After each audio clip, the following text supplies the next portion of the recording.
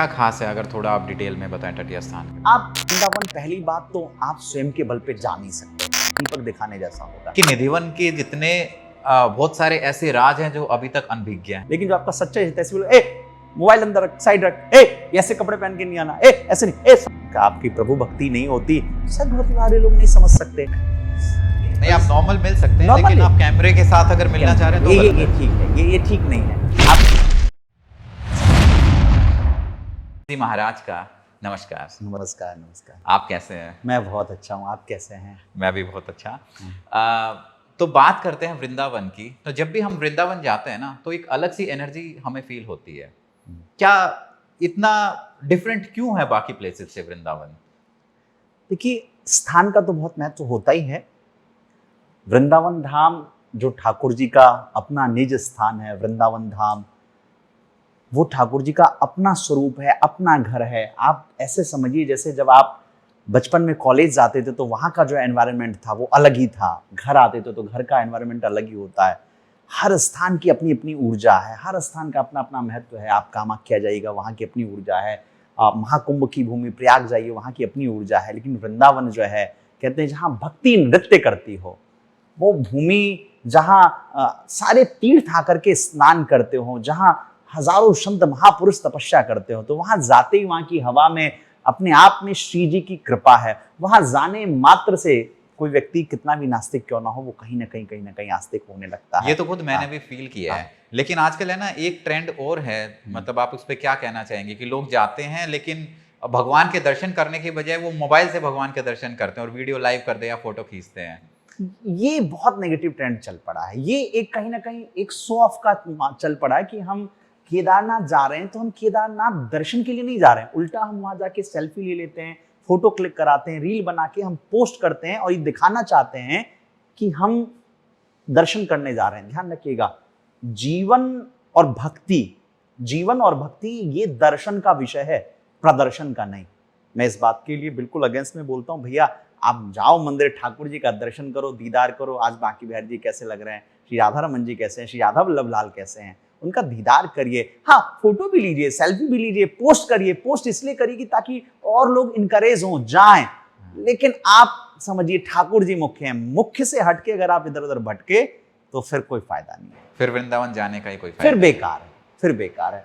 हाँ, जाइए, दर्शन करिए, यात्रा की मेमोरीज बनाइए और सबको शेयर करिए ताकि और भी लोग जाएं। इस बात के लिए तो मैं स्पेशली आप जैसे युवाओं का बहुत धन्यवाद प्रकट करता हूं, बहुत सारे यूट्यूबर्स का धन्यवाद प्रकट करता हूं जिन्होंने इंस्टाग्राम, फेसबुक आदि के माध्यम से, हमने वृंदावन को तब से देखा है जब वृंदावन में भीड़ नहीं होती थी। अब हम देख रहे हैं वृंदावन में सैटरडे संडे हमारा निकलना मुश्किल हो जाता है। तो एक बार थोड़ा सा अगर हम बात करें, जैसे आपने बताया कि आप 25 साल से वृंदावन में हैं, तो 25 या 20-22 साल पहले के वृंदावन में और आज के वृंदावन में क्या अलग है? बहुत बड़ा अंतर आ गया है। क्या कहा जाए, हम लोगों ने सोचा भी नहीं था कभी कल्पना में कि वृंदावन में इतना बड़ा अंतर आ जाएगा। वृंदावन पहले आप समझिए यूं ही हम जाते थे, बिहारी जी के दर्शन हो जाते थे। अब लंबी लाइन, ऐसी भीड़, ना जाने क्या ठाकुर जी की कृपा चल पड़ी है। अब तो ब्रजवासी और कहते हैं ठाकुर जी तुम बहुत पॉपुलर हो गए और तुम्हारी इतनी पॉपुलरिटी से हमारा नुकसान हो रहा है कि हम लोग जो डेली रात्रि में बांके बिहारी जी की आरती करते हैं, या हम वो ब्रजवासी जिनकी सुबह आंखें खुलती है तो राधा वल्लभ लाल के मंगला से खुलती, कि बोले सुबह उठते ही आंख, मतलब नींद लगी हुई है लेकिन जैसे ही राधा वल्लभ लाल की मंगला का समय हुआ भागे। लेकिन अब भीड़ इतनी होने लगी है कि क्या कहा जाए। लेकिन हम जरूर ये आग्रह करते हैं कि भीड़ में 80% लोग अब दिखावे के आने लगे हैं। वो वहां तीर्थ की गरिमा मर्यादा को बिगाड़ रहे हैं, जिन्हें उनको नहीं बिगाड़ना चाहिए, सिर्फ दर्शन करना चाहिए। दर्शन का महत्व है और बाकी ठाकुर जी की कृपा है। हम तो इस बात के खुश हैं कि हमारे बिहारी जी पूरी दुनिया भर में अब हर कोई बिहारी जी के पास आना चाह रहे। इस बात का तो हम ब्रजवासियों को एक बड़ा गुरूर है, अपनत्व है कि हमारे ठाकुर जी इतने अच्छे हैं, इतने बढ़िया हैं।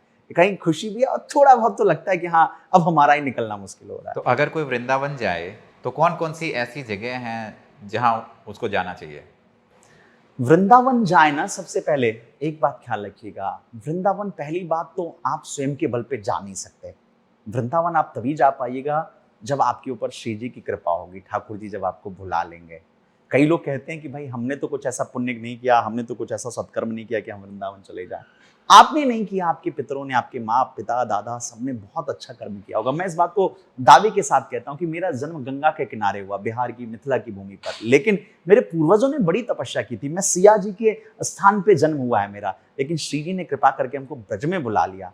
तो ऐसे ही आप सभी दर्शक या आप सब लोग वृंदावन तब जाते हैं जब आपको ठाकुर जी बुलाते हैं। आप जाइए और ब्रज की भूमि पर जैसे ही पहुंचिए, सबसे पहले पहुंचते ही उस भूमि को प्रणाम करिए। जहां छठीकरा रोड पे मेरो वृंदावन दिखे, जहां पानी गांव वाले में आपको जैसे ही ब्रज में प्रवेश कर, सबसे पहले उस रज को लगाइए, क्योंकि रज का बड़ा महत्व है। सबसे पहले तो रज को प्रणाम करिए और उसके बाद जो हमारे वृंदावन के सप्त देवालय हैं, श्री राधा रमन जी, श्री राधा दामोदर जी, श्री राधा वल्लभ जी, श्री राधा श्याम सुंदर जी, श्री राधा गोविंद देव जी, इन सप्त देवालयों का दर्शन करिए। सप्त देवालयों का ना भी कर सकें तो आप बांके बिहारी जी का दर्शन करें। और तटीय स्थान, निधिवन, श्री गोपेश्वर महादेव, ये कुछ ऐसे स्थान हैं जहां अवश्य व्यक्ति को जाना चाहिए। वृंदावन में भी दो प्रकार की चीजें हो गई हैं। आप ऐसे समझिए जैसे कुछ लोग जो है वहां की चकाचौंध देखने जाते हैं। तो कौन कौन सी ऐसी जगह हैं जहां उसको जाना चाहिए? वृंदावन जाए ना, सबसे पहले एक बात ख्याल रखिएगा, वृंदावन पहली बात तो आप स्वयं के बल पे जा नहीं सकते। वृंदावन आप तभी जा पाइएगा जब आपके ऊपर श्री जी की कृपा होगी, ठाकुर जी जब आपको बुला लेंगे। कई लोग कहते हैं कि भाई हमने तो कुछ ऐसा पुण्य नहीं किया, हमने तो कुछ ऐसा सत्कर्म नहीं किया कि हम वृंदावन चले जाएं। आपने नहीं किया, आपके पितरों ने, आपके माँ पिता दादा सबने बहुत अच्छा कर्म किया होगा। मैं इस बात को दावे के साथ कहता हूं कि मेरा जन्म गंगा के किनारे हुआ, बिहार की मिथिला की भूमि पर, लेकिन मेरे पूर्वजों ने बड़ी तपस्या की थी। मैं सिया जी के स्थान पे जन्म हुआ है मेरा, लेकिन श्री जी ने कृपा करके हमको ब्रज में बुला लिया। तो ऐसे ही आप सभी दर्शक या आप सब लोग वृंदावन तब जाते हैं जब आपको ठाकुर जी बुलाते हैं। आप जाइए और ब्रज की भूमि पर जैसे ही पहुंचिए, सबसे पहले पहुंचते ही उस भूमि को प्रणाम करिए। जहां छठीकरा रोड पे मेरो वृंदावन दिखे, जहां पानी गांव वाले में आपको जैसे ही ब्रज में प्रवेश कर, सबसे पहले उस रज को लगाइए, क्योंकि रज का बड़ा महत्व है। सबसे पहले तो रज को प्रणाम करिए और उसके बाद जो हमारे वृंदावन के सप्त देवालय हैं, श्री राधा रमन जी, श्री राधा दामोदर जी, श्री राधा वल्लभ जी, श्री राधा श्याम सुंदर जी, श्री राधा गोविंद देव जी, इन सप्त देवालयों का दर्शन करिए। सप्त देवालयों का ना भी कर सकें तो आप बांके बिहारी जी का दर्शन करें। और तटीय स्थान, निधिवन, श्री गोपेश्वर महादेव, ये कुछ ऐसे स्थान हैं जहां अवश्य व्यक्ति को जाना चाहिए। वृंदावन में भी दो प्रकार की चीजें हो गई हैं। आप ऐसे समझिए जैसे कुछ लोग जो है वहां की चकाचौंध देखने जाते हैं, तो भैया उनके लिए तो आप प्रेम मंदिर है, वैष्णो देवी है, वहां आप दर्शन करिए। लेकिन कुछ लोग जो वहां की प्राचीनता को जानना चाहते हैं, तो उनके लिए मैं यही कहूंगा कि आप फिर तटीय स्थान जाइए। वहां की भूमि, वहां का रज इतना पवित्र है कि जाते ही आपको 5000 वर्ष का जो समय ब्रज का रहा है वो आपको महसूस होगा। मतलब ऐसा क्या खास है, अगर थोड़ा आप डिटेल में बताएं तटीय स्थान के बारे में। आप ऐसे समझे जैसे कि आप तटीय स्थान में जब आप प्रवेश करेंगे ना, तो सबसे पहले तो वहाँ मोबाइल वर्जित है, कोई मोबाइल लेके नहीं जा सकता, या लेके भी गया तो साइलेंट और स्विच ऑफ करा के ले जाते हैं। तो मोबाइल एक बड़ा डिस्ट्रैक्शन हो गया आजकल भक्ति में, मोबाइल को थोड़ा सा दूर कराएंगे। फिर उसके बाद जब आप प्रवेश करेंगे तो वहाँ आपको कोई टाइल्स नहीं दिखेगा, वहाँ कोई मार्बल्स नहीं दिखेंगे। चाहे तो वहाँ मार्बल की फैक्ट्रियां लगाई जा सकती है, मार्बल मंगवाए जा सकते हैं, लेकिन आज भी वहाँ यमुना जी का रज ही है अंदर।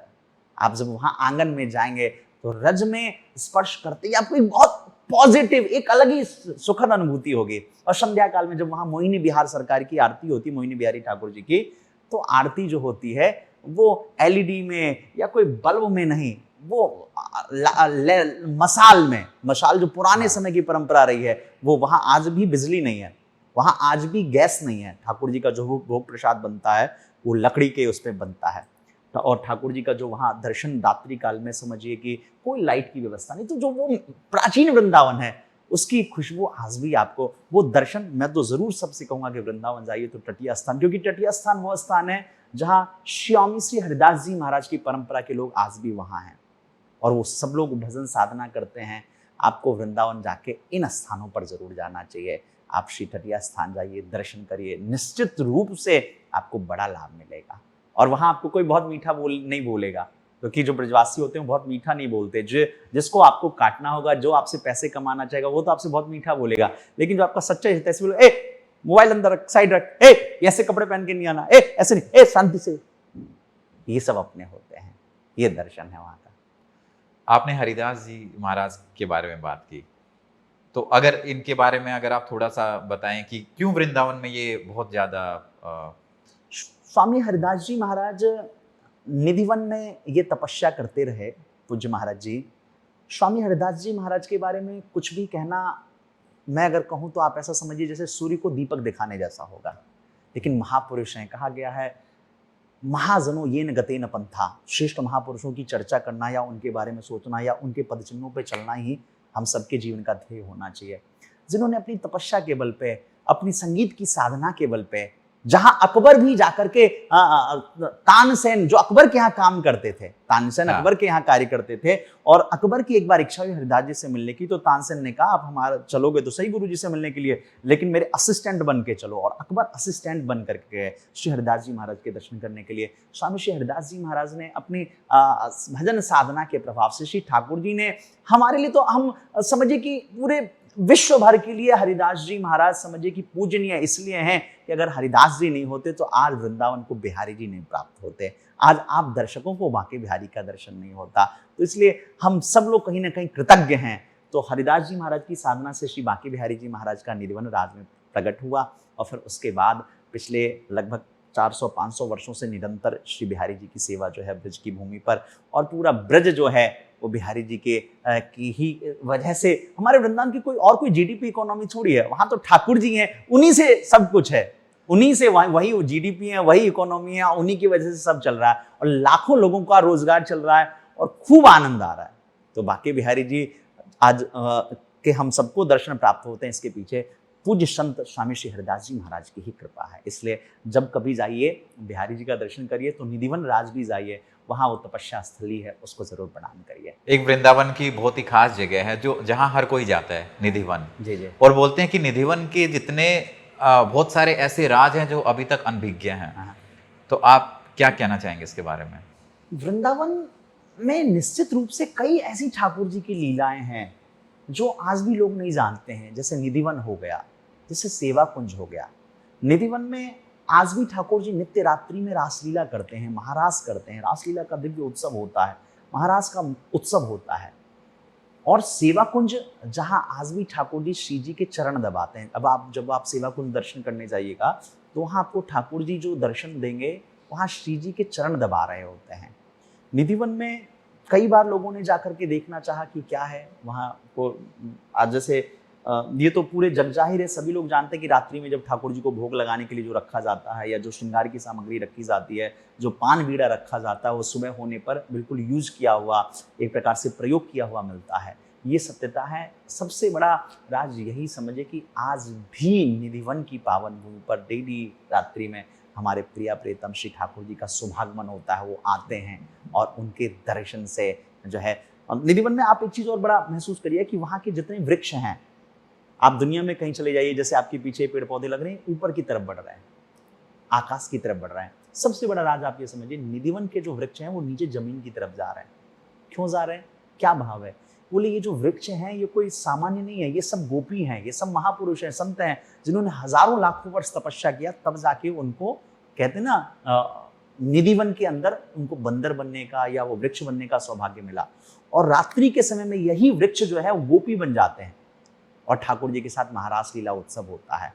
और ये वृक्ष वापस जमीन की तरफ क्यों झुके हुए हैं? क्योंकि बोले इन सब का भाव रहता है कि इसी जमीन पर ठाकुर जी ने रात्रि में लीला किया है, यहाँ ठाकुर जी के रज रहे होंगे, चरण रज, तो उन चरण रज को लगा करके जो है माथे से लगाना चाहते हैं। तो वो वृक्ष जो है आप जाके देखिए वो नीचे की तरफ ही झुक रहे हैं। क्यों? क्योंकि उनका भाव है कि इन्हीं रजों में।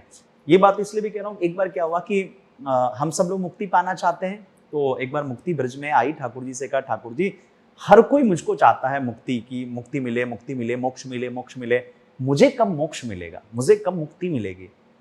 तो बोले यहाँ एक ब्रज के संत ने कहा, बोले मुक्ति कहे गोपाल ते मेरी मुक्ति बताए। तो ठाकुर जी ने कहा एक काम करो, ब्रज रज उर मस्तक लगो तो मुक्ति हो मुक्त है जाए। ये ब्रज के रज का इतना महत्व है। तो वहाँ सारे वृक्ष आज भी नीचे की ओर झुके हैं। यही सबसे बड़ा महत्व राज आप समझिए, और इसी से भक्ति हमारे अंदर जागृत हो जाती है। कभी तो ऐसा हुआ होगा किसी ने निधिवन में जाने की कोशिश की होगी रात में? कई बार ऐसी कई घटनाएं घटी हैं। कई बार कई लोगों ने, कुछ लोग रुक गए सेवा कुंज में रुक गए, दर्शन कर लिया बाद में। लेकिन जब वो दर्शन आदि कर लेते हैं तो या तो वो समझिए ऐसी मान्यता, या तो चले मर जाते हैं, या वो पागल आदि हो जाते हैं वो, या फिर वो गूंगे बहरे अंधे आदि हो जाते हैं। कुछ कर नहीं पाते। कई हमें याद है हमारे दौर में आज से काफ़ी साल पहले रमन रेती में एक बड़ा राधा टीला के पास एक स्थान है, वहाँ एक व्यक्ति था जो लगभग ये 2010 से पहले की बात है, वो पागलों की तरह डेली वहीं पड़ा रहता था। सभी ब्रजवासी उसका ध्यान रखते थे, सब लोग उसको खाना पीना देते थे। हमने भी देखा वो समय दौर याद है। पूछा भाई क्यों है, कौन है, क्यों पड़ा है? बोले ये इसने एक बार गलती से जो है श्री ठाकुर जी का दर्शन कर लिया था निधिवन में। लोगों, अब एक बड़ा अंतर है, लोगों की नजर में तो वो पागल हो गया, लोगों की नजर में तो अंधा गूंगा बहरा लंगड़ा हो गया, लेकिन सत्यता यह है कि उसने उस आनंद को प्राप्त कर लिया, उस परमानंद का दर्शन कर लिया कि उसके बाद उसको दुनिया पागल लगने लगी और वो वही मस्त है। जैसे आप देखिएगा भक्ति का नशा एक बार किसी को चढ़ जाए तो उसकी नजर में दुनिया वाले पागल होते हैं और दुनिया की नजर में ये आदमी पागल होता है। ऐसे कई घटनाएं हैं, कई लोगों ने दर्शन किया है। लेकिन मेरा मानना है कि जो मंदिर के नियम मर्यादाएं परंपरा हैं वो उसमें हमको दखल नहीं देना चाहिए। आज भी जैसे आप ऐसा समझिए सेवा कुंज में या निधिवन में आप दर्शन करने जाइए, सुबह जल्दी मंगला होती है, सुबह सेवा कुंज में, सेवा कुंज निधिवन ये अलग अलग स्थान है, लेकिन दोनों का ही अपना विशेष महत्व है। सेवा कुंज में जो है आकर के ठाकुर जी चरण दबाते हैं। रासलीला के बाद जब ठाकुर जी या श्री जी थक जाती हैं तो सुबह के सत्र में वहाँ श्री ठाकुर जी चरण दबाते हैं श्री जी का। इन दोनों ही स्थान पे जब सुबह 5 बजे 6 बजे मंगला आरती होती है, सर्दी में 6 बजे करीब और गर्मी में 5 बजे करीब आरती होती है, तो जब मुख्य द्वार खोला जाता है तभी सारे बंदर अंदर प्रवेश करते हैं। रात्रि के आरती हो जाने के बाद बंदर तक बाहर आ जाते हैं। आप कई बार आप जाकर के देख लीजिए मुख्य द्वार से, तो समझिए जब जीव जंतु कीट पतंग जब रात्रि में वहां नहीं रुकते तो हमें आपको नहीं रुकना चाहिए। ये ऐसा समझिए जैसे ये ठाकुर जी की निज लीला में एक प्रकार का दखल देने जैसा होगा, निजता का उल्लंघन होगा और हम शायद उतने योग्य नहीं। हमें तो सिर्फ प्रार्थना करना चाहिए कि ठाकुर जी कृपा करो, किसी दिन हमें अपनी सहचरी बना लो, और ठाकुर जी ने कृपा कर लिया तो फिर वो हमें अपनी तरफ जोड़। एक चीज़ और भी मैंने देखी वृंदावन में कि वहाँ पे कोई भूखा नहीं सोता है, हर किसी न किसी के लिए भोजन का प्रबंध हो जाता है। बिल्कुल, जिस देश में विश्वनाथ हो, जिस देश में जगन्नाथ हो, वहाँ भला कोई कैसे अनाथ हो सकता है? और वृंदावन, ये तो भाई सब जगह का वो तो सोर्स है आध्यात्मिक ऊर्जा का। तीर्थों को अगर आध्यात्मिक ऊर्जा मिल रही है तो वो वृंदावन से मिल रही है। एक बार की बात कि एक स्टोरी है बड़ी प्यारी सी कि प्रयाग पुष्कर आदि ने आकर के भगवान से शिकायत की, हे भगवान, जैसे तीर्थों का राजा प्रयाग है, तीर्थों का गुरु पुष्कर है, इन सब ने आकर के शिकायत किया, हे ठाकुर जी जितने अन्य तीर्थ हैं ये सब हमको टैक्स देते हैं, नैमिषारण्य आदि जितने भी अन्य तीर्थ हैं, लेकिन आपका वृंदावन हमको टैक्स नहीं देता। भगवान ने कहा ऐसा है, मैंने तुम्हें पूरी सृष्टि का राजा बनाया है, इस सृष्टि के तीर्थों का राजा बनाया, मैंने तुम्हें वृंदावन का राजा नहीं बनाया। वृंदावन हमारा अपना घर है, वृंदावन हमारा निज धाम है और वृंदावन में कभी प्रलय नहीं आता। पूरी दुनिया में प्रलय आ जाए, वृंदावन में प्रलय नहीं आता। इसलिए वृंदावन की जो भूमि है वो अपने आप में बड़ी ही अद्भुत है, अद्वितीय है। वहाँ की चर्चा करना, या यूं कहिए आप मनी मन वृंदावन वृंदावन मेरो वृंदावन बस बोल दीजिए, इतने में ठाकुर जी आपको अपना लेंगे, अपना बना लेंगे, अपना स्वीकार कर लेंगे। इसलिए वृंदावन का विशेष ही महत्व है। एक चीज़ और भी देखिए कि जहाँ जो ऐसे पावन स्थल होते हैं वहाँ पे संत आकर्षित हो जाते हैं उस जगह की ओर। तो वृंदावन में भी बहुत सारे ऐसे संत होंगे जो काफ़ी समय से तपस्या कर रहे होंगे। ये एक बहुत बेसिक सा गुण है, जैसे चुंबक लोहे को अपनी ओर खींच लेता है। एक जो दुनिया में गलत काम करने वाले लोग रहते हैं अपने आप ही वो अपनी तरफ दिशा में चले जाते हैं। जैसे दीपक सूर्य की तरफ चला जाता है, जल पृथ्वी की तरफ चली जाती है, सबकी अपनी अपनी ऊर्जा है। ऐसे जो महापुरुष हैं वो स्वतः ही वृंदावन की तरफ चले आते हैं, खींचे चले आते हैं, क्योंकि वृंदावन तो डेस्टिनेशन है, यहाँ हर व्यक्ति की इच्छा होती है। कहते हैं हाँ, अब यहाँ कुछ महापुरुष ऐसे हैं जो दिखते नहीं हैं और जो दिख रहे हैं वो भी बहुत अच्छे हैं, लेकिन मैं तो किन्हीं संतों पे कुछ कमेंट नहीं करूंगा, सब बड़े योग्य प्रणम्य हैं, कुछ ना कुछ अच्छा करके वृंदावन आए। लेकिन हाँ, आप जब भी वृंदावन जाएं, ब्रज में जाएं, तो मैं आपसे जरूर आग्रह करूंगा, अगर जैसे आप बरसाना गए तो बरसाना में बड़े अच्छे अद्भुत संत हैं जिन्होंने जीवन में कुछ भी संग्रह नहीं किया, लेकिन आज भी ऐसी मान्यता है श्री जी राधा रानी ठाकुर जी उनकी गोद में खेलती हैं। वो महापुरुष सुबह 4 बजे जब अपनी साधना पर बैठते हैं ना, तो शाम को 4 बजे निकलते हैं, वो 12 घंटे डेली भजन करते हैं और शाम को 4 बजे भजन करने के बाद जब उठते हैं तो पूरे बरसाने की परिक्रमा करते हैं। ऐसे महापुरुषों का नाम लेना भी अपराध होगा, लेकिन पूज्य श्री विनोद बाबा महाराज, उनका दर्शन करिए, उनकी वाणी को श्रवण करिए, क्या माधुर्य है उनकी वाणी में। बरसाना जाएं तो आप उनका दर्शन करें, पूज्य श्री रमेश बाबा का दर्शन करें। लेकिन हाँ, जब आप वृंदावन आए, देखिए वृंदावन बरसाना दोनों एक ही है, लेकिन जब आप वृंदावन आए तो बांके बिहारी जी का जो दिव्य मंदिर है, उससे जब आप राधा वल्लभ जी की तरफ बढ़ेंगे तो एक बड़े अच्छे महापुरुष हैं, वो कैमरे से, लाइमलाइट से बड़ा बचते हैं, लेकिन मैं उनके बारे में जरूर चर्चा करूंगा कि वो महापुरुष परम पूज्य श्री भागवत मुनि पूज्य श्री फलारी बाबा महाराज, वो यमुना जी के परम भक्त हैं। आपने ऐसा साधु आज तक नहीं देखा होगा। वो महापुरुष जो डेली यमुना जी में 4 घंटे खड़े होकर तपस्या करते हैं, जो कीर्ति ऐसे वेद व्यास जी ऐसे महापुरुषों की रही है, वही उनका स्वरूप रहा है। आज भी करते हैं। आज भी अवस्था 100+ कोई कह नहीं सकता, लेकिन आप ऐसा समझिए कि गोवर्धन परिक्रमा 4 घंटे में कर लेते हैं। वो चाहें तो अपने घर में, अपने आश्रम पे सैकड़ों एम्प्लॉय रख सकते हैं, पंडित, पुजारी, काम कर्मचारी, ये सब रख सकते हैं, लेकिन ठाकुर जी की सारी सेवा स्वयं करते हैं, सारा पूजन। और उनके यहाँ डेली सैकड़ों लोग आते हैं, कोई किसी को अपॉइंटमेंट नहीं, जो आया गरीब देखा, सबको झाड़ा लगाया, ठीक कर दिया। तो संतों का जो वास्तविक स्वरूप क्या है, ये जब कभी आप जाइए तो उनका अवश्य दर्शन करिए। पूज्य श्री भागवत मुनि फलारी बाबा जी महाराज बड़ा दिव्य गौ सेवा करते हैं, बड़े अच्छे महापुरुष हैं, अच्छी आध्यात्मिक ऊर्जा है उनकी, और मैं जरूर इसके लिए आप सबसे आग्रह करूंगा कि पूज्य बाबा का दर्शन करें। और हाँ, उसके अलावा जब आप कभी तटिया स्थान जाइए, तटिया स्थान में पूज्य महाराज जी जब गद्दी पे विराजते हैं, वो तो आश्रम से बाहर नहीं निकलते। तटिया स्थान का एक विशेष महत्व है कि वहाँ के जो महंत होते हैं वो आश्रम से बाहर नहीं निकलते। आप वहाँ उनका दर्शन करिए। और जब आप कभी वृंदावन के में यमुना जी के पार आगे जाइए, वहाँ बंसी बट है, वहाँ आपको सैकड़ों संत मिल जाएंगे जो छोटी छोटी झोपड़ी बना के रह रहे होंगे, भजन कर रहे होंगे। उन्होंने अगर देख लिया कि आप मोबाइल लेके आओ तो आपसे दूर भागेंगे, भजन करेंगे। आपको अगर कुछ खोजने के लिए निकलना पड़ता है, महापुरुषों को खोजने के लिए आप गूगल पे नहीं खोज पाइएगा, वो गूगल पे नहीं मिलेंगे आपको, वो आपको मिलेंगे भटकने पे, दर्शन करने पे, खोजने पे। उसके लिए आप ब्रज में आइए, बंसीवट जाइए, और ऐसे बहुत सारे महापुरुष हैं, आप उनका दर्शन करें। हमारे पूज्य श्री प्रेमानंद बाबा, जिन्होंने राधा नाम की एक अलग ही अलख जगा दी है, उनका दर्शन करिए। उनका दर्शन अगर अपॉइंटमेंट नहीं मिल रहा है तो आप वो जब परिक्रमा का दर्शन करते हैं, वो हमारे घर के बाहर से निकलते हैं, आप तब दर्शन कर लीजिए। कहा गया है संतों का दर्शन करने मात्र से लाभ है। एक चीज जरूर कहूंगा कि बहुत सारे लोग अब संतों के पास जाके उनसे व्यक्तिगत मिलना चाहते हैं, फोटो खिंचवाना चाहते हैं, उनको डिस्टर्ब करते हैं, ये सही नहीं है। महापुरुष अगर दूर से भी मिल जाए, प्रणाम करिए। कई बार ये भी देखा है कि रात को 2-2, 3-3 बजे जब संत परिक्रमा करते हैं तो उधर फोन लेके पहुंच जाते हैं। ये ठीक है, ये किन्हीं की निजता का उल्लंघन, निजता का समझिए या उनके भजन का उल्लंघन है। मान लीजिए कोई व्यक्ति महापुरुष अपनी साधना कर रहा है और आप उसके पास जाके मिलना चाहते हो, गलत है ये। जैसे आप समझिए, नहीं, आप नॉर्मल मिल सकते हैं, लेकिन आप कैमरे के साथ अगर मिलना चाह रहे हैं तो गलत है। ये ठीक है, ये ठीक नहीं है। आप इसके लिए उनसे परमिशन लीजिए, चर्चा करिए, आग्रह करिए, या उनके सेवक शिष्य आपको अलाउ करें तो आप चर्चा करिए। ऐसे अब कोई महापुरुष जा रहे हैं, आप पहुंच जाएं फोन लेकर के, वो भजन कर रहे हैं, तो ये डिस्टर्ब करने जैसा है। मैं तो बिल्कुल इसको सही नहीं मानता। और साधु महापुरुषों के पास जाइए, जब भी कभी जाइए तो दासत्व भाव से जाइए, शून्य बन के जाइए। जो अपने माता पिता के पास, संत महापुरुषों के पास, भगवान के पास शून्य बन के जाता है समस्त जी, वो इस दुनिया में फिर शिखर तक पहुंचता है। और जो संत महापुरुषों के पास भी अपना ईगो, एटीट्यूड, अपना अपनी एक चीज लेके, अपने वो कि नहीं मैं ये हूँ, और वो वहाँ जो नहीं महाराज जी मैं ये हूँ, ये लेके जाता है, वो फिर उसका पता नहीं होता है। इसलिए श्रेष्ठ जगहों पे बिल्कुल दास बन के जाइए। दास बन के रहेंगे तो सदा चमकते रहेंगे सूर्य की भांति। कभी आपके साथ कुछ चमत्कार हुए वृंदावन में? चमत्कार तो मैं कुछ आपने महसूस किया जो कभी ऐसा लगा कि किसी चमत्कार से कम नहीं है? कई बार ऐसा, हर समय चमत्कार ही चमत्कार होता है।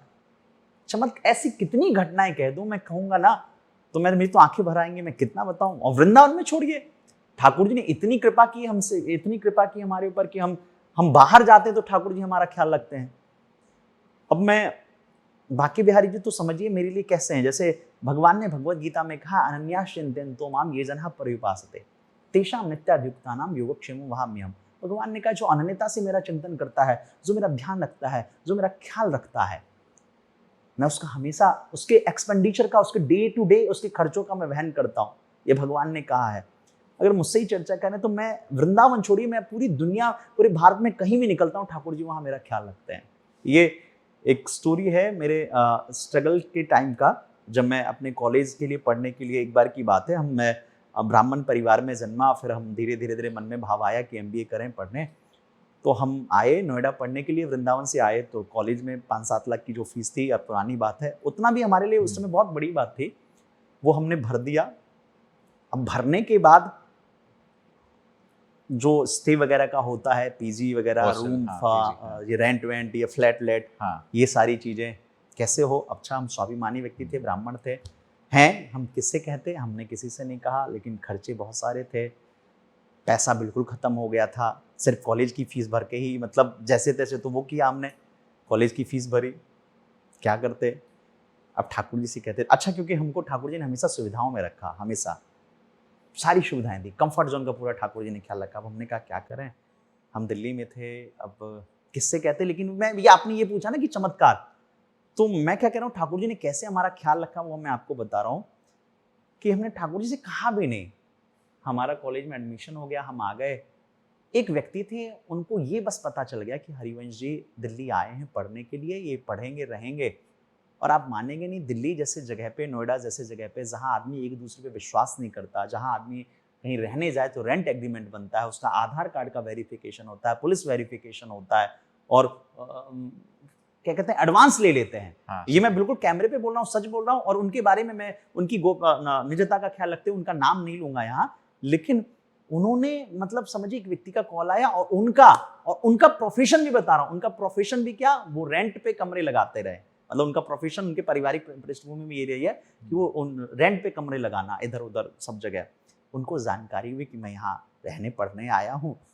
आप मानेंगे नहीं, ये उन्होंने नहीं किया, मैं तो, मेरा उनसे कोई परिचय नहीं, कोई कोई जानते भी नहीं, बहुत ज्यादा। हाँ, एक जगह कहीं मिले थे, किसी जगह मिले थे, कहाँ थोड़ा बहुत परिचय, जान पहचान थी, और अच्छा था। बस एक कथा में कहीं हमारा मिलना हुआ था, तो उन्होंने कहा कि अरे जो है वृद्ध माता रही, वो मैया रही यशोदा मैया की तरह, पर वो उनमें हम आज भी हम ठाकुर जी का ही दर्शन करते हैं। उन्होंने हमसे कहा कि अरे लाला, तुम पढ़ने आए हो और वैसे तुम कथावाचक हो, आचार्य हो, लेकिन हमारा मन में भाव है, हम ये सारी व्यवस्था करते हैं। और आप मानेंगे नहीं, मैं इतना भावुक हो गया, इस घटना को सोच के भी भावुक हो जाता हूँ। ठाकुर जी ने हमारे रहने के लिए 2-3 वर्ष तक फ्री ऑफ कॉस्ट फ्लैट की व्यवस्था कराई, फ्री ऑफ कॉस्ट भोजन की व्यवस्था कराई, और हमारी छोड़िए, हमारा एक मित्र था, उसको भी हमने अपने साथ में रख लिया फ्री ऑफ कॉस्ट। जो सुने वो सुन के हतप्रभ आश्चर्यचकित हो जाए, बोले हाउ इज इट पॉसिबल। हर आदमी, मेरे सारे फ्रेंड उन दिनों कॉलेज में जो है पढ़ रहे थे, सब अपने अपने फ्लैट रेंट के लिए परेशान थे कि कहाँ कैसे मिले, कौन मिले, कहाँ खोजे। अच्छा, हमको मिल तो जाता, लेकिन हम उतने कैपेबल ही नहीं थे। और अगर तो आप सोचिए कि मैं एक छोटा सा सोच रहा था कि छोटा सा कहीं मिल जाए, कैसे भी समय काटना है, पढ़ना है, कैसे भी कुछ ना कुछ खो के कुछ ना कुछ करना है। लेकिन श्री जी ने, ठाकुर जी ने इतनी कृपा की साहब, मैं आपको सत्य बता रहा हूं, जो मैं अपने घर पे खाता था वही मैं यहाँ खाता, शुद्ध गाय का दूध पीता, बढ़िया जो है घी लगा के रोटी मिलती। तो ये हमारा बल नहीं था, वो ठाकुर जी ने भेजा था। बोले लाला, तू पढ़ने के लिए जो है नोएडा जा रहा है, तुझे मैं भेज रहा हूँ और तू जा वहां। मैं तो पढ़ाई छोड़ के आना चाह रहा था, लेकिन फिर ठाकुर जी ने कहा नहीं नहीं नहीं नहीं नहीं, और उन्होंने सब व्यवस्था की। बोले क्या कमी है तुझे, बता, फ्लैट चाहिए फ्लैट दे रहा हूँ, खाना चाहिए खाना ले, ये चाहिए दूध ले। और छोड़िए, जो है डिमोनेटाइजेशन के टाइम पे पैसे नहीं है, ठाकुर जी अपनी वो मैया को प्रेरणा दे, मैया हमारी जेब में पैसा दे रहे हैं। चमत्कार, ये अनुभव का विषय है, ये आप फीलिंग का विषय है, ये आप फील कर सकते हैं। इसको क्या कहा जाऊं मैं, तो मतलब ठाकुर जी कृपा के बल पे ही धीरे धीरे। और आपको एक चमत्कार बता रहा हूं, चमत्कार की बात कर रहे हैं।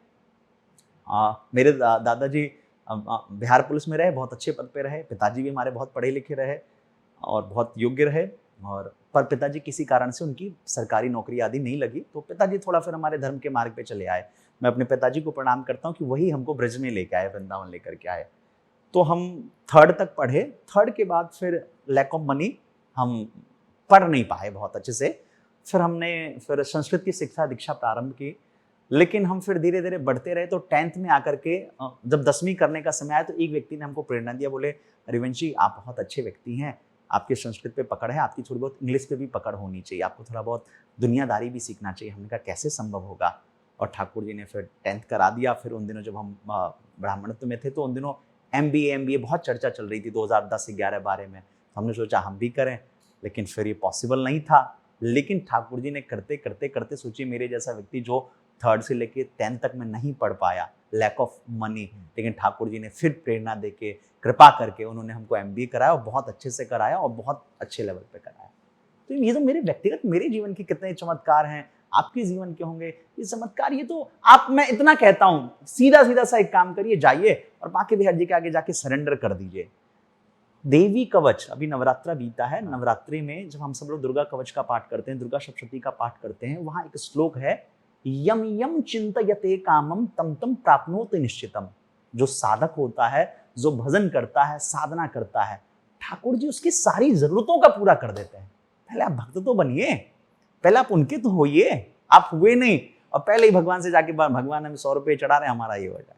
ऐसे कई चमत्कार हैं। मैं कितने अच्छा, एक चमत्कार चीज के और भी देखी है हाँ, कि पहले क्या होता था कि वृंदावन और ठाकुर जी की महिमा का गुणगान होता था। हाँ, फिर आज से 3-4 साल पहले प्रेमानंद जी महाराज आए हाँ, और उसके बाद श्री जी की ऐसी महिमा हुई कि अब जहाँ ठाकुर जी का नाम आ रहा है उसके साथ में वृंदावन में श्री जी का भी नाम आना शुरू हो गया है। बहुत ही बड़े लेवल पे हो चुका है ये। नहीं देखिए, वृंदावन में एक बात फिर पहले कह दूं, वृंदावन में ठाकुर जी का विशेष महत्व नहीं है, वहां तो हमारी श्री जी का ही महत्व है। ठाकुर जी पूरी दुनिया में जाके द्वारिकाधीश हैं, पर वृंदावन में आप जाके देखिए सेवा कुंज में ठाकुर जी जो है आज भी श्री जी के चरण ही दबा रहे हैं। तो वृंदावन तो भैया ऐसा है, जो लोग नहीं जानते तो वो कृष्ण भगवान का वृंदावन वृंदावन करते रहे। वृंदावन श्री जी का स्थान है, पूरा ब्रज में श्री जी का प्रभाव है, बरसाना श्री जी का है। हाँ, ये श्री जी का विशेष महत्व है, राधा रानी का महत्व है। हाँ, इसमें अब कोई किंतु परंतु नहीं है कि परम पूज्य श्री प्रेमानंद जी महाराज जी ने जिस प्रकार की भक्ति की क्रांति लाई है, उसमें उन्होंने सबको राधा नाम से जोड़ दिया है। बोलते हैं जो एक बार रा शब्द कह देता है, उसके जीवन के पूज्य श्री फलारी बाबा महाराज कहते हैं, जो बोले एक बार जीवन में जो रा कह देता है उसके जीवन के सारे पाप दूर हो जाते हैं। जो धा कह देता है उसको ठाकुर जी अपना लेते हैं। तो ब्रज में शुरू से राधा रानी का ही स्थान है वो। हाँ, इधर आके लोगों को जानकारी जो है वो सत्संगों के माध्यम से, कथा के माध्यम से, या हो सकता है अभी भी बहुत लोगों को नहीं पता होगा, तो इस पॉडकास्ट के माध्यम से लोगों को जानकारी मिले, तो ये जरूर है। अच्छा, अभी गोवर्धन परिक्रमा भी आने वाली है, तो गोवर्धन परिक्रमा कितनी इम्पोर्टेंट है? गोवर्धन में देखिए क्या है, परिक्रमा का एक विशेष महत्व यह है कि वहां जैसे कुछ लोगों के साथ ये समस्या आती है कि वो लोग कहते हैं कि हम 21 किलोमीटर की पूरी परिक्रमा नहीं कर सकते। तो आप क्या करें कि पहले एक बार 12 किलोमीटर की जो परिक्रमा है श्री गोवर्धन नाथ की, वह परिक्रमा कर लीजिए और कुछ दिनों बाद जाकर के आप राधा कुंड की परिक्रमा जो 9 किलोमीटर की है वह आप कर लीजिए। आप दोनों कर सके तो बहुत ही अच्छी बात है, लेकिन अगर आप दोनों ना कर पाए तो आप एक एक करके भी कर लीजिए।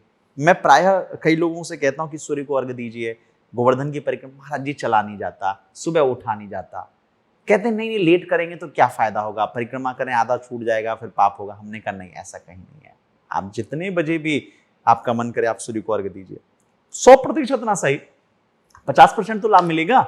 आप गोवर्धन नाथ का पूरा परिक्रमा ना कर पाए, आपने राधा कुंड की परिक्रमा कर ली, तब भी आपको लाभ मिलेगा। इसलिए परिक्रमा करिए। और गोवर्धन नाथ कलयुग में साक्षात भगवान हैं। एक बार आप सभी गोवर्धन नाथ का दर्शन करिए। और गोवर्धन नाथ कभी जाइए तो राधा कुंड में बहुत सारे महापुरुष हैं जो बड़े भजनानंदी हैं, रात रात भर महामंत्र हरे कृष्ण राधा कृष्ण इसका जप करते रहते हैं। और राधा कुंड का जल उसमें जरूर आचमनी करिए, माथे से लगाइए, प्रणाम करिए। आज भी श्री जी का, श्री राधा रानी का वहां निवास है, आज भी महापुरुषों का निवास है।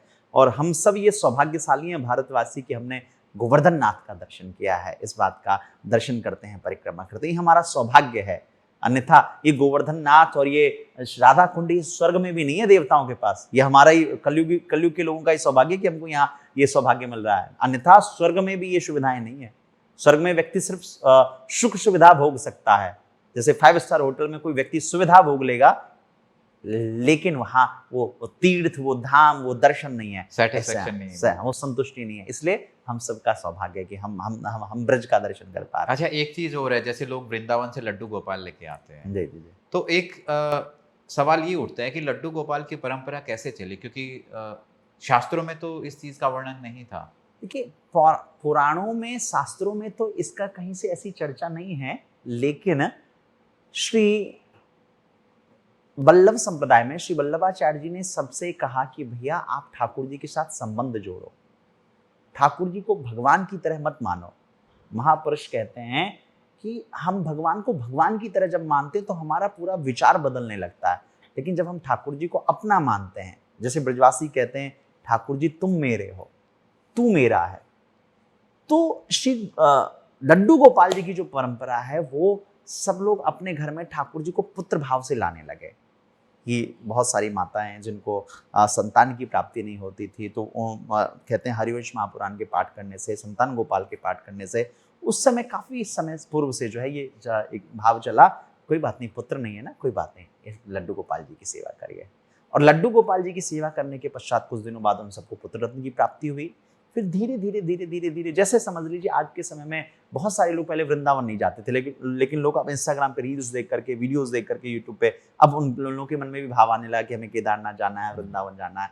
तो लड्डू गोपाल जी का जो भाव है, विशेष रूप से यह भाव है सबके मन में कि भैया संबंध, कोई पुत्र मानता है, कोई भाई मानता है, कोई सखा मानता है, कोई गुरु मेंटोर मानता है, और ये सोचते हैं कि ठाकुर जी, हम बहुत सारे लोग जो वृंदावन नहीं पहुंच पाते हैं, जो बांके बिहारी जी तक दर्शन नहीं कर पाते हैं, या बार बार जाना संभव नहीं होता, तो वो सोचते हैं वृंदावन जा रहे हैं और श्री लड्डू गोपाल जी लेकर के बांके बिहारी जी को स्पर्श करा के बांके बिहारी जी को अपने घर लेकर आ रहे हैं। तो बेसिकली मन में ये भाव होता है कि हम ब्रज से हम ठाकुर जी को अपने पास रख रहे हैं, ये भाव है। तो लड्डू गोपाल जी का स्थान कहाँ होना चाहिए? घर के मंदिर में होना चाहिए या फिर कहीं भी रख सकते हैं? पहले तो समझिए लड्डू गोपाल जी का स्थान जो है हमारे हृदय में होना चाहिए। सबसे पहला तो हमारे हृदय में हो, गोपाल जी हमारे हृदय में होंगे तो सब कुछ अच्छा रहेगा। और दूसरा, लड्डू गोपाल जी का जो स्थान हमारे घर के अंदर, जो हम मंदिर प्रांगण हम बनाते हैं, वहां होना चाहिए। यहाँ हमें आजकल बड़ा एक दिक्कत क्या चल रहा है कि हम अपरस का ख्याल नहीं रख रहे। लड्डू गोपाल जी को लेके हम कहीं घूम रहे हैं, कहीं खा रहे हैं, उनको उसी बेड पे खिला रहे हैं, उसी में खिला पिला रहे हैं। ये जो अब ढोंग चलने लगा, ये बड़ा गलत है।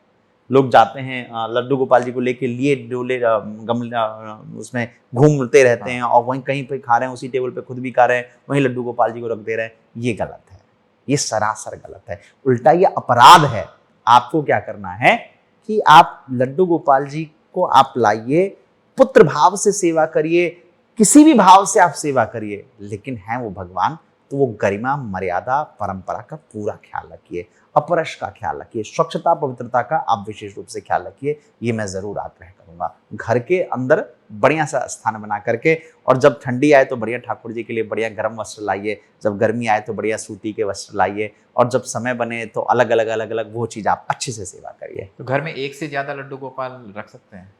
जैसे अब बात ये आती है कि अगर आपके पास एक लड्डू गोपाल जी हैं तो मेरा मानना है कि पर्याप्त हैं। लेकिन अब एक बात, कई लोग हो जाता है जैसे कि आपके कोई नोन है, उनके यहाँ वो सेवा नहीं कर पा रहे हैं, वो आपको लड्डू गोपाल जी दे रहे हैं कि भैया सेवा करिए, तो आप सेवा करिए, आप स्वीकार करिए। एक अपनी ओर से आप एक लड्डू गोपाल जी खरीद के लाइए, लेकिन इससे ज्यादा आपको खरीदने की आवश्यकता नहीं है। हमारे साथ भी ऐसा हुआ कि हमारे घर में एक लड्डू गोपाल जी थे, हम एक जगह कथा के लिए कहीं गए, वो एक जजमान ने हमसे आकर के, महाराज जी सेवा नहीं कर पा रहे हैं हम, तो आप, हमने कहा ये हमारा सौभाग्य, हमारे घर में और ठाकुर जी आ रहे हैं, हमने स्वीकार किया और आज हम बड़े भाव से सेवा करते हैं। तो एक लड्डू गोपाल जी हमारे भैया की कथा में जाते हैं, एक लड्डू गोपाल जी की हम सेवा करते हैं, तो हम तो प्रसन्न रहते हैं, आनंद में रहते हैं। हाँ, आपको अगर ऐसे सेवा का सौभाग्य मिल रहा है तो आप लें, लेकिन एक अपने घर में इष्ट लड्डू गोपाल जी की रखें। कई बार ये, अच्छा एक सवाल इसमें ये भी उठता है, घर के मंदिर में कौन कौन सी मूर्तियां होनी चाहिए? ऐसा बोलते हैं कि जो आपके इष्ट हैं उनकी मूर्तियां होनी चाहिए। हाँ। निश्चित रूप से देखिए, घर के मंदिर में किस किस की फोटो होनी चाहिए, इसमें सीधा सीधा सा ऐसा समझिए, जो आपके इष्ट हैं आप सिर्फ उनकी ही विशेष रूप से मूर्ति रखें। जैसे कोई भगवती माँ जगदम्बा का पूजा करते हैं, कोई श्री राम जी की पूजा करते हैं, कोई ठाकुर जी की पूजा करते हैं, कोई शिव जी की पूजा करते हैं। जो आपके इष्ट हैं मुख्य तो आप उनका ही रखें, या भगवान राधा कृष्ण का रख रहे हैं आप उनका ही रखें। लेकिन हम सनातनी हैं, सनातन में क्या है, पंचदेव की उपासना है, जहाँ भगवान विष्णु की भी साधना है, जहाँ भगवती माँ जगदम्बा दुर्गा की भी आराधना है, जहाँ श्री शालिग्राम जी की भी आराधना है, सबकी साधना है। तो आप घर में जो है आप शंकर भगवान की भी मूर्ति रख सकते हैं, लेकिन वो छोटा शिवलिंग रख सकते हैं, मूर्ति नहीं, शिवलिंग। मूर्ति भी आप छोटा सा रख सकते हैं, ज़्यादा बड़ा मूर्ति नहीं होना चाहिए आप। हाँ, इतना जरूर कहूँगा कि घर में जो है स्वधर्मे निधनम श्रेय। अब कुछ लोग जो है कहीं गए, चमत्कार के प्रभाव से उस भगवान की मूर्ति, उस भगवान की भी छोड़िए, उस व्यक्ति विशेष किन्हीं की मूर्ति ले आए और उनको रख लिया चमत्कार के बल पे। वहां उनका नाम सुना, आज ही भगवान वायरल हो रहे, तो उनको आज वो भगवान वायरल हो रहे, तो आज वो जो है लिया। ये ठीक नहीं है। जिनकी चर्चा वेदों पुराणों में है, सनातन कहता है जिनकी चर्चा वेदों में है हम उन्हीं को माने। मनोन्मुखी किसी भी भगवान को मानने की आवश्यकता नहीं है। बस इतने से मुझे लगता है, इतने में जो समझदार है वो समझ गए होंगे कि क्या मतलब है। आप जिनकी चर्चा वेदों में है, पुराणों में है, आप उनको लेके रखें। हाँ, एक बात और है, घर में आपके जो गुरु हैं उनका चित्रपट आप पूजा स्थान में जरूर रखें, जो भी आपके गुरु हैं। और इस भाव से नहीं कि वो शरीर की चित्र है, इस भाव से वो जो तत्व है वो गुरु तत्व है। गुरु का अभी आप साथ में केवल भगवान के अलावा गुरु का रख सकते हैं और कुछ नहीं। लेकिन गुरु का स्थान भगवान से थोड़ा सा नीचे या निश्चित रूप से देखिए क्या है, गुरु ठाकुर जी का जो स्थान है उसके थोड़ा सा नीचे गुरु का चित्रपट रहता है। ये रहना भी यही चाहिए, मर्यादा भी यही है, प्रोटोकॉल भी जैसे है, जैसे मान लीजिए प्रधानमंत्री के नीचे मुख्यमंत्री, उनके नीचे ऐसे चलता है, ये बात भी बिल्कुल सही है। लेकिन आम जनमानस को ये जरूर समझना चाहिए, उनके लिए जैसे गुरु का महत्व है ऐसे ही गोविंद का महत्व है। जितने गोविंद महत्वपूर्ण है ऐसे गुरु महत्वपूर्ण है। गोविंद डेस्टिनेशन है, गुरु मीडियम है। बिना मीडियम के आज जैसे बहुत सारी वृंदावन की चर्चा है, अगर आप नहीं होते या ये यूट्यूब का आपकी प्रभु भक्ति नहीं होती तो शायद बहुत सारे लोग नहीं समझ सकते। लेकिन बात समझिए, मुख्य में ना ये कैमरा, ना आप, ना हम, मुख्य में ये महत्व है, ये बातें हैं जो ये धाम की चर्चा है जो लोगों को समझना है। तो मीडियम का भी अपना महत्व है और डेस्टिनेशन। हम लोग क्या करते हैं, प्रायः क्या गलती हो जा रही है कि हम ठाकुर जी को छोड़ करके हम गुरु की अंधभक्ति में लग जाते हैं, जो सही नहीं है। कई बार आप ये मानते हैं कि इंडिया में बहुत सारे गुरु ऐसे हैं जो जिनको फेक बाबा हम बोल सकते हैं? बहुत, यहाँ तो भरमार पड़ी हुई है। यहाँ तो मतलब धर्म का नाम का व्यापार चल रहा है। यहाँ तो जिसको देखिए वो भगवान बना बैठ रहा है, वो जिसको देखिए वो अपने पीछे घुमा घुमा के अपना जो, ये तो बिल्कुल मतलब जो है धर्म का खुलेआम व्यापार हो रहा है। ये तो हम बिल्कुल मानते हैं और है, और हम चाहते हैं कि आप जैसे लोगों को इस बारे में खुल के बोलना चाहिए, समझना चाहिए और सीधा सीधा इसका विरोध करना चाहिए। मैं सीधा सीधा सा इतना कहूंगा, कोई भी धर्माचार्य, कोई भी गुरु या हम जैसे लोग ही, कोई व्यक्ति अगर आपको अपने आप से जोड़ रहे हो, समझ लीजिए ही इज टोटली फेक। अगर वही आपको गोविंद से जोड़े, धाम से जोड़े, काशी से जोड़े, आपको केदारनाथ से जोड़े और बिना पैसे के जोड़े, देखिए सीधी सीधी सी बात है, 100 बात का एक जवाब आप ऐसे समझ लीजिए। हम धर्माचार्यों को ऐसे समझे कि कोई भी धर्माचार्य महापुरुष जो आपको अपने शरीर से जोड़े, जो शरीर नश्वर है, जो आज है कल नहीं रहेगा। पूज्य श्री नीम करोली बाबा ने हम सबको हनुमान जी से जोड़ा, पूज्य श्री देवराहा बाबा ने हम सबको सिया राम जी से जोड़ा है, पूज्य श्री शंकराचार्य भगवान ने हम सबको सनातन वेद से जोड़ा, कोई भी बड़ा महापुरुष वेद व्यास जी ने हमको पुराणों से जोड़ा, श्री सुखदेव जी ने भागवत से जोड़ा जो महापुरुष रहे, श्री स्वामी श्री हरिदास जी महाराज ने हम सबको बांके बिहारी जी से जोड़ा है, श्री हरिवंश महाप्रभु ने श्री यादव वल्लभ लाल से जोड़ा। तो अब जो कुछ तथाकथित लोग जो अपने आप से जोड़ रहे हैं वो अपने आप फेक है, इतना सा आप समझ जाइए, पहचान। और जहां पैसा आ गया इसका मतलब ये कि कहीं ना कुछ खोट है। बिल्कुल आप समझिए कि भक्ति में, गुरु में पैसे का तो कोई महत्व ही नहीं है। आप अगर आपके गुरु आपसे पैसे का डिमांड कर रहे हैं, पैसा मांग रहे हैं, तो बिल्कुल गलत है। ये तो स्वयं शिष्य की भावना होती है कि नहीं हमारे गुरुजी हैं, हमारे गुरुजी को कोई असुविधा ना हो, हमारे गुरुजी की कुछ जरूरत है, हमारे गुरुजी भजन कर रहे हैं। जैसे पूज्य श्री विनोद बाबा महाराज, उनको लाखों संत कहते हैं महाराज, उनके नाम पे आश्रम भी नहीं है। कहते बाबा आप आश्रम खरीद देते हैं, वो खरीद देते, नहीं। पूज्य श्री प्रेमानंद जी महाराज, वो कभी किसी से कुछ नहीं लेते, कभी उनके यहाँ जाइए कोई डोनेशन काउंटर नहीं है, उनके नाम पे फ्लैट नहीं है, उनके नाम पे गाड़ी नहीं है, उनके नाम पे कुछ नहीं है। लेकिन साहब आज भी देखिए BMW एंड ऑडी के काफिला चलता है। वो उनके शिष्य स्वयं ही भाव रखते हैं। कभी भी बाबा ने आज तक कभी श्री कृपालु जी महाराज के आप कभी भी पैसा कहाँ मांगते हैं? जो बड़े महापुरुष रहे संत आपको कभी नहीं मांगा उन्होंने, कभी नहीं। हाँ, कुछ वही लोग होंगे जिनको धर्म की रोटी सेकनी होगी, वही आपसे पैसा मांगेंगे, नहीं तो संत महापुरुष जो होंगे वो कभी नहीं मांगेंगे। कुछ लोग ऐसे होते हैं, अब यहाँ पे अच्छा सबसे पहले ना आपकी कुछ चीज़ें बहुत अलग हैं। जनरली जो होता है वो भागवत वाले जो लोग देखे हैं, वो उनका पूरा जो एनवायरनमेंट बैकग्राउंड रहा है वो पूरा इसी का रहा है कि संस्कृत विद्यालय से उन्होंने पढ़ाई की, उसके बाद वो भागवत आ गए। लेकिन आपके अंदर है ना एक वो थोड़ा सा यूथ कनेक्टिंग जो चीज़ें हैं, आपने बिजनेस की पढ़ाई की, बिजनेस से फिर आप आध्यात्म में आ गए, क्या रीज़न रहा है इसके पीछे आने का? देखिए ऐसा है, मैं यूथ हूँ तो यूथ की बात करूँगा। मैं खुद एक अभी युवा हूँ, युवा होने के नाते मेरा तो सबसे पहला मूल भाव होता है कि आप जैसे सभी युवा धर्म से जुड़े। उनका एक भाव था, मैं ब्राह्मण बालक हूँ, मैं सनातन वेद धर्म की चर्चा करता हूँ, तो हमारे जो पुराणों की कथा है, जो हमारे ग्रंथों की चर्चा है, वेद की चर्चा है, वो ग्लोबली धीरे धीरे अब तो वैसे बढ़ गया हो रहा है, लेकिन एक समय था जब लोग भागवतम के बारे में भी बहुत ज्यादा नहीं जानते थे, जब लोग सिर्फ रामचरितमानस की चर्चा कर रहे थे या अन्य पुराणों की चर्चा नहीं जानते थे। अब टेक्नोलॉजी आ गई तो लोग घर में यूट्यूब के माध्यम से जान रहे हैं। तो उस समय मेरे मन में एक भाव था कि नहीं नहीं, हमें सनातन की, वेद की, श्री ठाकुर जी की चर्चा जगह जगह जाकर के करनी है। अब एक कहावत है ना, नो नॉलेज विदाउट कॉलेज, आदमी को पढ़ना चाहिए। ब्रह्मचर्य आश्रम का नियम है सिर्फ और सिर्फ अध्ययन करना चाहिए, पढ़ना चाहिए। तो जब हमने 2006 से 2010 तक खूब भागवत कथा की, तो उसके बाद हमारे मन में भाव आया कि नहीं, हमको और पढ़ना चाहिए, जानना चाहिए, सीखना चाहिए। तो हम फिर पढ़ने लगे और फिर संयोग से हमारा ठाकुर जी की कृपा से अच्छे कॉलेज में दाखिला हो गया। वहाँ से हमने MBA किया और बिजनेस पढ़ा। अब यहाँ बिजनेस को लेकर के भी एक गलत भ्रांति है। मैं एक धर्माचार्य होने के नाते बिजनेस के बारे में कुछ अच्छी बात बता देता हूँ। लोगों को लगता है बिजनेस मतलब पैसा ठगना, लूट रहे हैं, ठग रहे हैं, ले रहे हैं।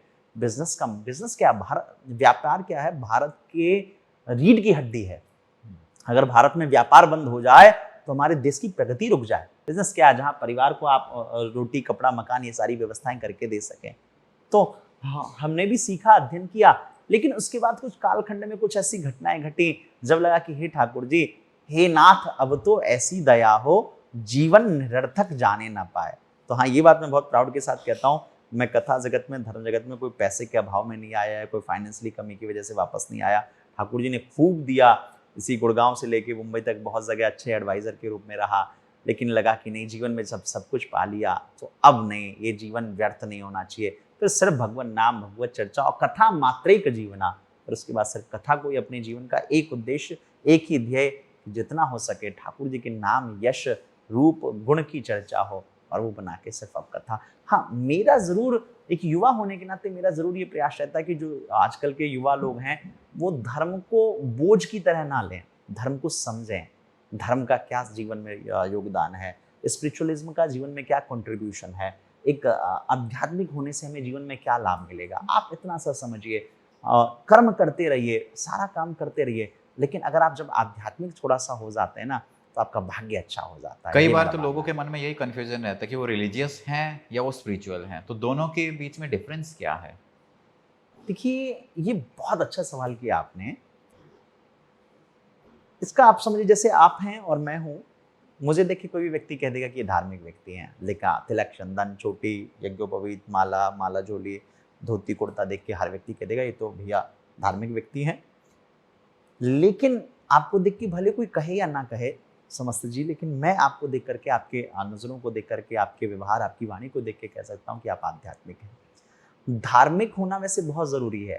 धार्मिक एक समझिए कि पहली, दूसरी, तीसरी क्लास है, और आध्यात्मिक एक प्रकार का PhD है। आध्यात्मिक तब बनता है आदमी जब भगवान को प्रणाम, पूजा पाठ करना सीखता है, शुरू करता है। अध्यात्म इंटरनल है, जो आंतरिक सुख सुविधा, सुख देता है, और धार्मिक ये एक प्रकार का समझिए एक परिवेश है, एक प्रोसेस है, एक ड्रेस कोड है, एक नियम है। उसको करने के बाद ही, धार्मिक गति में बढ़ने के बाद ही आदमी आध्यात्मिक हो सकता है। लेकिन जब व्यक्ति आध्यात्मिक हो जाता है ना, जैसे समझिए धार्मिक है तो बोले भैया वृंदावन गए तो हमको बांके बिहारी जी के दर्शन हुए, लेकिन जब व्यक्ति आध्यात्मिक हो जाता है ना, तो पहले धार्मिक से रहेगा तो वहाँ वृंदावन गया तो उसको बांके बिहारी जी के दर्शन होंगे, लेकिन जब वो आध्यात्मिक हो जाएगा तो घर आएगा, आंखें बंद करेगा, अपने आप वृंदावन पहुंच जाएगा, फिर उसको हृदय में ठाकुर जी के दर्शन होने लगेंगे। जब व्यक्ति आध्यात्मिक हो जाएगा तो वो उसको सिया राम मैं सब जग जाने, ईश्वर अंश जीव अविनाशी, फिर उसको हर जगह कीट पतंग, जड़, जंगल, जमीन, हर जगह, प्रकृति तक में ठाकुर जी के दर्शन होंगे। तो मेरा मानना है कि हर व्यक्ति को आध्यात्मिक होना चाहिए। धर्म के नाम पे कुछ लोग कट्टरता फैलाते हैं कि ये नहीं, हमको इंग्लिश नहीं बोलना, हम सिर्फ संस्कृत बोलेंगे, हम सिर्फ हिंदी बोलेंगे। अध्यात्म जो है ना, वो कहता नहीं साहब, ये कुछ, अध्यात्म कभी डिस्क्रिमिनेशन नहीं करता, अध्यात्म कभी भेद नहीं करता। अध्यात्म जो है वो सब जगह है। अध्यात्म मानता है कि चींटी में भी भगवान है, अध्यात्म मानता है गौ में भी भगवान है, अध्यात्म मानता है आप में भी भगवान है, अध्यात्म मानता है हम में भी भगवान है। इसलिए मेरा मानना है कि आप अगर दुनिया में व्यापार कर रहे हैं, आप ब्यूरोक्रेट्स हैं, बिजनेसमैन हैं, आप घर में रह रहे हैं, कुछ भी कर रहे हैं, आप एक बार आप धार्मिक अगर भले ना बन पाए, लेकिन आध्यात्मिक जरूर बनिए। आध्यात्मिक बनिएगा तो एक इंटरनल सेटिस्फैक्शन होगा। ये धर्म और अध्यात्म में अंतर है, लेकिन आध्यात्मिक बनने के लिए धर्म की सीढ़ी पे तो चलना ही पड़ता है। धर्म का मतलब भी क्या है यहाँ समझिए, धर्म का मतलब है त्याग से, तपस्या से, दया से, दान से, कर्तव्यों का निर्वहन करने से, यही धर्म है। आपने कॉलेज, स्कूल, PhD की बात की, बात करते हैं स्टूडेंट्स की। स्टूडेंट्स के लिए धर्म क्या है, किस तरीके से वो भक्ति रस पाए? उससे पहले मैं आपको एक स्टोरी सुनाता हूँ। एक पर्सन था, स्कूल का बच्चा था, पढ़ाई में बहुत ही कमजोर था वो। तो किसी ने बता दिया कि भाई तू है ना गाय की सेवा किया कर, गौ सेवा किया कर, इससे है ना तेरे जीवन के सारे कष्ट दूर हो जाएंगे। तो वो क्या करता है, जितना भी जैसे जिस दिन एग्जाम होता तो उस दिन गाय को रोटी खिलाने जाता और आधे घंटे गाय के सींग पकड़ लेता कि हे माता मुझे पास करना है। देखिए, भगवान शंकर की पूजा करने से पढ़ने में मन लगता है, लेकिन भगवान शंकर पर जाकर के कोई जिंदगी में कभी ना पढ़े और जाकर के एक लोटा जल चढ़ा दे और फर्स्ट आ जाए, ऐसा भी संभव नहीं होता है। ठीक है, तो कोई व्यक्ति अगर आपको कह रहा है कि भैया गाय को ये खिलाओ पास हो जाओगे, तो वो भैया गलत कह रहा है। आप ये करो पास वो हो जाएगा, बिल्कुल गलत कह रहा है। आपके पुरुषार्थ से, आपके परिश्रम से, आपके मेहनत करने से ही आप पढ़ाई में सिविल सर्विस हो गया या सीए है या जो भी कंपटीशन के एग्जाम है आप वो क्लियर करेंगे अपने परिश्रम से। यहां धर्म जो है, गौ सेवा, वो एक कृपा की तरह काम करेगा। हाँ, गौ सेवा करिए। जब आप पढ़ने जा रहे हैं, पढ़ रहे हैं, बीच में कभी मौका मिले बुधवार को आप गाय को हरा चारा खिला दीजिए, उससे आपको बहुत लाभ होगा। लेकिन जाके अब गौ माता की सेवा के लिए आप लिपट जाएंगे तो इससे आप पास नहीं होंगे, उल्टा फेल हो जाएंगे। अब यहाँ आपका जो सवाल था वो यह था कि विद्यार्थियों के लिए, स्टूडेंट्स जो हैं, उनके लिए धर्म क्या है, स्टूडेंट्स के लिए धर्म क्या है। तो अगर आप युवा हैं तो आप इस बात को समझिएगा, मैं बहुत दावे के साथ कह रहा हूँ, स्टूडेंट्स को बहुत ज़्यादा मंदिर में जाने की, बहुत ज़्यादा तीर्थों में जाने की, बहुत ज़्यादा पूजा पाठ करने की या बहुत घर में बैठ के माला करने की कोई आवश्यकता नहीं है, बिल्कुल भी नहीं। कोई भी आपके लिए पता, आपके लिए धर्म क्या है, आपके लिए पूजा पाठ क्या है, आपके लिए तीर्थाटन क्या है, आपके लिए केदारनाथ काशी विश्वनाथ क्या है, आपके लिए है, कहा गया एक सूक्त है, विद्यार्थीनाम तपः अध्ययन। जैसे केदारनाथ में जाके देखिए, कुछ साधु तपस्या करते हैं ठंडी में बैठ के, कुछ महापुरुष गर्मी में बैठ के तपस्या करते हैं। तो ऐसी विद्यार्थी के लिए तपस्या क्या है, उसके लिए भगवत आराधना क्या है? बोले उसको जो किताब मिला है, जो बुक मिला है, जो उसका पाठ्यक्रम है, जो सिलेबस है, उसको पढ़ लेना, उसको रट लेना, उसको घोल के पी जाना, पढ़ते रहना, यही उसकी तपस्या है। एक आईएएस अधिकारी जो बनना चाहता है, उसके लिए 12-15 घंटे परिश्रम करके पढ़ना, वही उसकी तपस्या है, समझिएगा। मतलब विद्यार्थी नाम तपः अध्ययन। विद्यार्थियों को भैया, विद्यार्थी लोग बहुत जो है ये पूजा पाठ के चक्कर में अपनी पढ़ाई से मत बचिए। ठाकुर जी ने कहा है, मुझे वैसे सभी भक्त पसंद हैं, लेकिन मुझे ज्ञानी भक्त ज्यादा पसंद है। ठाकुर जी ने कहा मुझे तो सभी भक्त पसंद है, लेकिन ज्ञानी भक्त। इसलिए ठाकुर जी के पास आप जाना चाहते हो तो थोड़ा ज्ञान तो अर्जन करो। हाँ, ज्ञान होगा, वैराग्य होगा। ज्ञान प्लस वैराग्य प्लस भक्ति हो तो आनंद है ना। खाली भक्ति भी हो तो बहुत अच्छी बात है, लेकिन ज्ञान का होना बहुत आवश्यक है। दूसरी बात, ज्ञान पे एक और श्लोक है, आप समझिएगा, एक बड़ा पवित्र श्लोक है। न चौरहार्यम न च राजहार्यम न भातृभाज्यम न च भार कार्यम वये कृते वर्धत एव नित्यम विद्याधनम सर्वधन प्रधानम। विद्यार्थियों के लिए मेन धर्म क्या है? जैसे आजकल विद्यार्थियों में भी आजकल पार्ट टाइम काम करना, पैसा कमाना, पैसे बिजनेस करना, ये सब उनके पीछे भागते हैं। ये सही नहीं है। लोग बाग अब पढ़ रहे हैं, पढ़ाई पे कम ध्यान दे रहे हैं, एक्स्ट्रा इनकम पे ध्यान दे रहे हैं। ध्यान दीजिएगा, श्लोक है न चौरहार्यम। आप वो धन कमाइए जिसको चोर भी चोरी ना कर सके, ना उस पर राजा उसको छीन सके। जैसे आज आपके घर में सोने का कलश निकल आए, राजा उनको उठा लेंगे, वो राजा का अधिकार है। ऐसा धन कमाइए जो भाइयों में कभी बंटवारा हो तो बंटवारे में बटे ना। ऐसा धन कमाइए जो कभी भारी ना हो कि कहाँ रखना है, टेंशन ना हो, जो नित्य प्रति बढ़े। तो वो कौन सा धन है? तो कहते हैं विद्याधनम सर्वधन प्रधानम। इसलिए बिना किसी राग लपेट के सीधा सीधा सा ऐसा समझिए, जो विद्यार्थी हैं उनके लिए तपस्या, उनका धर्म सिर्फ और सिर्फ पढ़ना है। हाँ, लेकिन पढ़ाई के साथ माँ पिता का आशीर्वाद, सुबह जरूर भगवान जी को पूजा, 2 मिनट आप प्रणाम प्राप्ति करिए, सूर्य को अर्घ्य दीजिए, ये जरूर गौ माता को आप हरा चारा खिलाइए, ये जरूर है। ये आपके लिए लक की तरह काम करेगा। लेकिन आप पढ़िएगा, क्या होगा कि जब आप जैसे गौ माता को आपने हरा चारा खिला दिया तो आप गए ना, तो जो आप पढ़ के गए होंगे वो आपको स्मरण रहेगा। अन्यथा क्या होता है, आदमी भूल जाता है। तो आशीर्वाद, ब्लेसिंग क्या काम करती है कि आप जो पढ़ रहे हैं आपको याद हो रहा है, अन्यथा क्या, और आप पढ़ तो रहे हैं लेकिन भूलते चले जा रहे हैं। इसलिए धर्म के साथ कर्म, ये दोनों ही बहुत आवश्यक है। आखिर में चलते चलते 2 शब्द उन लोगों के लिए जो स्टूडेंट्स हैं, कुछ करना चाहते हैं या फिर अपने रास्ते से भटक गए हैं, कोई प्रेम में पागल हो गया है, कोई किसी दूसरे रास्ते चल गया है, तो ऐसे लोगों को जाते जाते क्या संदेश देना चाहेंगे? देखिए, इन लोगों के लिए मैं यही कहूँगा, भगवत गीता के 2 अध्याय को पढ़िए। भगवत गीता के दूसरे अध्याय को समझिए, जहां भगवान कृष्ण ने अर्जुन, जब महाभारत का युद्ध काल प्रारंभ हो रहा था तो अर्जुन बहुत डिप्रेशन में थे, बहुत टेंशन में थे। अर्जुन ने कहा, ठाकुर जी मैं क्या युद्ध करूं, मैं किन अपने भाइयों से लड़ूं, ये मेरे अपने भाई हैं, मेरे सगे चाचा ताऊ के लड़के हैं, इनसे लड़के अगर मुझे राजगद्दी मिल भी गई तो मुझे क्या मिलेगा। तो अगर कोई व्यक्ति प्रेम में पागल हो गया, अगर कोई इधर उधर छोड़ रहा, भैया ध्यान रखिएगा, जीवन का मूल कर्तव्य है प्रगति करिए, समृद्धि को प्राप्त करिए, आगे खूब बढ़िए। इसमें बस आपको भगवत गीता का साथ चाहिए। आप भगवत गीता का दूसरा अध्याय पढ़िए, वहां आपको बहुत मोटिवेशन मिलेगा। विषाद योग है, उसको समझिए। और इतना ही कहूंगा, अगर आप युवा हैं तो आप चाहे उद्यम करिए, चाहे आप नौकरी करिए, चाहे जो भी करिए उसमें आप शिखर तक पहुंचिए, चाहे जिस फील्ड में हो, ये भाव रखिए, शिखर तक रखिए। ध्यान रखिएगा, दुनिया का नियम है, आप सफल होंगे तो हर व्यक्ति आपके पास होगा, लेकिन अगर जब आप असफल होने लगेंगे तो हर अपना भी आदमी छोड़ के चला जाएगा। इसलिए आप प्रेम में पागल बनने से पहले परिपक्व बनिए। जिस दिन आप परिपक्व बन जाएंगे, ज्ञानी बन जाएंगे, योग्य बन जाएंगे, तो पूरी दुनिया आपके पीछे आएगी। अच्छे से कर्म करिए, अच्छे से धर्म करिए, और प्लीज अपने जीवन में थोड़ा प्रोग्रेसिव होइए, पॉजिटिव बनिए, और जो पिता की विरासत हो, जो पूर्वजों की विरासत हो, उसको बढ़ाइए। अगर आपने यह नहीं किया तो आपका जीवन जीना व्यर्थ है। इस देश में 140 करोड़ लोग हैं, लेकिन कुछ ही लोग हैं जिनको लोग याद करते हैं। आज श्री रतन टाटा जी नहीं रहे, लेकिन उनकी स्मृति में हर भारतीय रो गया।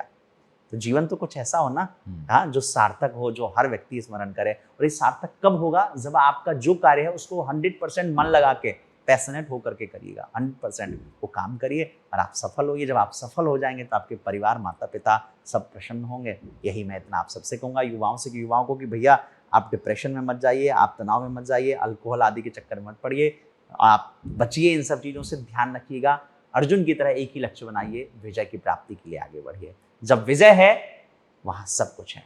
चलिए, इसी नोट पे हम इस पॉडकास्ट को यही एंड करते हैं। बहुत सुंदर, बहुत उम्मीद है दोस्तों आपको ये पॉडकास्ट बहुत अच्छा लगा होगा। और अगली बार जब आप वृंदावन जाएं तो फोन साइड में रखिए और सीधा भगवान के दर्शन कीजिए। आपका बहुत बहुत धन्यवाद ये पॉडकास्ट देखने के लिए।